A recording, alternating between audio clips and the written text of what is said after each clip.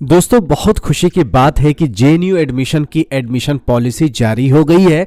2024 से 25 सेशन यानी 2024 to 2025 session में जो एडमिशन होने वाले हैं उनकी एडमिशन पॉलिसी और प्रोसीजर जारी हो गई। तो चलिए इसको डिटेल में पढ़ते हैं और ओवरव्यू एक आपको देता हूं। ओवरव्यू से ये पता चलेगा कि अगर आप बिल्कुल सक्षम है इसको पढ़ने में तो आप पढ़ सकते हैं, वैसे अगर कमेंट करेंगे तो एक एक चीज की डिटेल मैं आपको बताने की कोशिश करूंगा थ्रू इसी चैनल, यानी जो टीबीआईटी है इसी चैनल के माध्यम से जेएनयू के एडमिशन 2024 से 25 की पॉलिसी के ए टू जेड बात करूंगा। सबसे पहले चलते हैं एडमिशन पॉलिसी के बारे में पढ़ते हैं। जेएनयू 1966 में बनी थी। कब? 1966। 1900 और 60 प्लस 60 यानी 66 यानी 1966 में बनी थी। इसका ऑब्जेक्टिव क्या था? इसका ऑब्जेक्टिव ये था कि जेएनयू यानी जवाहरलाल नेहरू जो है उन्होंने उनका जो प्रिंसिपल था उनको प्रमोट करना, जैसे नेशनल इंटीग्रेशन यानी देश में एकता हो, इंटीग्रेशन हो, सोशल जस्टिस हो, सेक्युलरिज्म हो, डेमोक्रेटिक वे ऑफ लाइफ हो और इंटरनेशनल अंडरस्टैंडिंग हो और scientific approach to the problem of society, यानी सोसाइटी की जो प्रॉब्लम है उसको साइंटिफिकली कैसे हम सॉल्व कर पाएं और इंटरनेशनल अंडरस्टैंडिंग के बारे में या इंटरनेशनल पर्सपेक्टिव कि कैसे सोच बच्चों में डेवलप हो, अपने देश के युवाओं में विदेशी नीति के बारे में पढ़ें, डेमोक्रेटिक के बारे में पढ़ें, सेक्युलरिज्म के बारे में पढ़ें, सोशल जस्टिस के बारे में पढ़ें और नेशनल इंटीग्रेशन यानी देश को एक कड़ी में बांधने की पॉलिसी पढ़ें। तो ये जेएनयू की पॉलिसी है, इसी पॉलिसी पे जेएनयू आधारित है। कुछ इसके ऑब्जेक्टिव है, इसके डिटेल में ना जाके क्या क्या स्कूल की पढ़ाई होती है यानी क्या क्या डिपार्टमेंट्स हैं, international studies, language, social science, ये सब लेके आप देख सकते हैं। Sanskrit, Indic, engineering, biotechnology, computational, physical, computer. Main मकसद था कि सोशल मतलब देश की जो फैब्रिक है, सोसाइटी है, वो उसको बेहतर बनाने के लिए धीरे धीरे इसमें साइंस भी जुड़ती गई है। अब साइंस के द्वारा भी कैसे अपने देश की कल्चर को, देश की सभ्यता को बेहतर समझ सकें, बेहतर इसको प्रमोट कर सकें। तो ये सारे डिपार्टमेंट्स है। एडमिशन नोटिस देखिए, 1 नंबर पे एडमिशन नोटिस है, किसका कैसे कैसे आता है। 2 नंबर पे है कंप्यूटर बेस्ड टेस्ट। बहुत सारे एग्जाम्स में कंप्यूटर बेस्ड टेस्ट होते हैं, कुछ में नहीं होते हैं, डायरेक्ट इंटरव्यू होते हैं, वो आगे देखेंगे। तीसरा वाइवा वोक। वाइवा वोक किस में होगा? यहां साफ साफ लिखा है कि no viva voce is held for admission to any programme except PhD. PhD को छोड़ के किसी भी प्रोग्राम में इंटरव्यू ही नहीं होगा।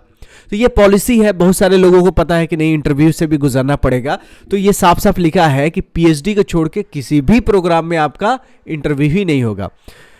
इसी तरह और भी कड़ी है, मैं मोटा मोटी आपको बताऊंगा। तीसरे पॉइंट पे हम लोग, चौथा में क्या है? डिप्राइवेशन पॉइंट्स, यानी बहुत लोग फार फ्लंज एरिया में रहते हैं, गांव में रहते हैं, एग्रीकल्चर खेती में रहते हैं, दिल्ली से बहुत घर दूर है, उसका एक पॉइंट्स बनता है। तो आपका टेस्ट के पॉइंट्स के प्लस डिप्राइवेशन पॉइंट्स भी मिलते हैं बच्चों को, यानी देश के हर एक नागरिक को कैसे जोड़ पाए, गरीब से गरीब, दूर से दूर, यानी जो जंगलों में भी जनजातियां रह रही हैं उनको कैसे हम देश के प्रीमियम इंस्टीट्यूट्स में पढ़ाई करें, उसके लिए पॉइंट्स भी दिए गए हैं, डिप्राइवेशन पॉइंट्स।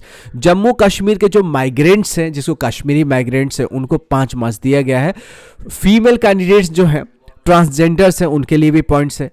5वां में देखिए सुपर न्यूमररी सीट्स, यानी जो विडोज हैं डिफेंस पर्सनल के, ये वार्ड्स हैं डिफेंस पर्सनल के, यानी फौजी लोग हैं, उन लोगों के विधवाओं के लिए, उनके बच्चों के लिए अलग से सीटें हैं। इसमें किसको किसको क्या अवार्ड मिला है, परमवीर चक्र, अशोक चक्र, ये सारे मेडल्स वालों के लिए अलग से एक सीटें एलोकेट की गई है, जिसको बोला गया है सुपर न्यूमररी सीट्स। ये है ना देश के हर एक के बारे में सोचना।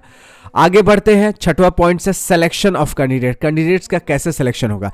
इसमें रिजर्वेशन पॉलिसी भी है, शेड्यूल कास्ट हो, जनरल कैटेगरी है, शेड्यूल ट्राइब है, ओबीसी कैटेगरी है, इकोनॉमिकली वीकर सेक्शंस कैटेगरी है, पीडब्ल्यूडी है, फॉरेन नेशनल्स के लिए, हर प्रोग्राम के लिए अलग अलग रूल्स एंड रेगुलेशंस है। तो सिलेक्शन ऑफ कैंडिडेट्स में पढ़ेंगे।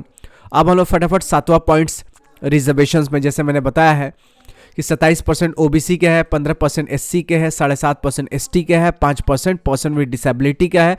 इसके अलावा और भी गवर्नमेंट ऑफ इंडिया का जो रूल्स है उसको फॉलो किए जाते हैं। Pursuance of provision of rights of person and disabilities act, 5% seats है PWD candidate shall be done horizontally as per government India, EWS के लिए है, इकोनॉमिकली वीकर सेक्शंस के लिए है।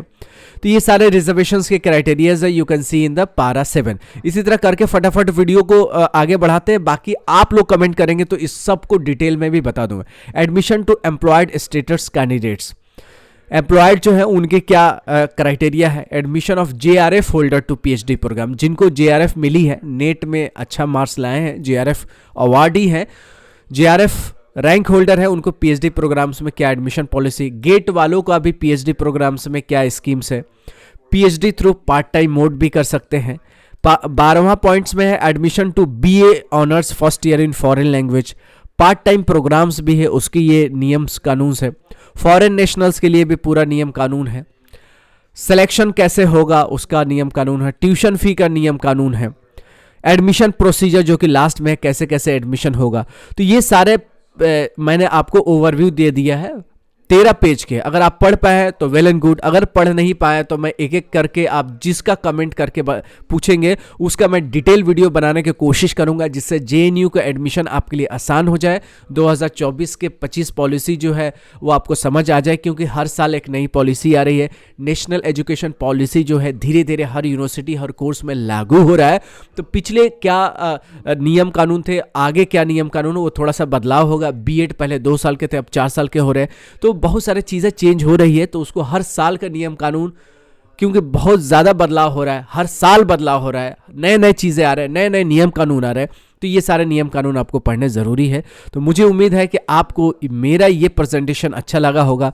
अगर अच्छी लगी होगी तो इसको लाइक कीजिएगा, चैनल पे अभी भी नए होंगे तो सब्सक्राइब कीजिएगा। वीडियो पसंद आ जाए और सब चीज़ अच्छा हो तो शेयर करके दूसरे दोस्तों को बताइएगा कि 2024 से 25 का एडमिशन पॉलिसी आ गई है। आपको किस कोर्स में लेना है उस सब कोर्स का नियम कानून 13 पेजों में बना हुआ है। वीडियो को डिस्क्रिप्शन में इस पेज को मैं पिन करना चाहूँगा, क्योंकि आपको मेरे वीडियो से कुछ तो डायरेक्ट फ़ायदा होगा, आपको इधर उधर खोजने की ज़रूरत ना हो। मेरे वीडियो देखें, आपको इजी वे में हर चीज़ समझ में आ जाए।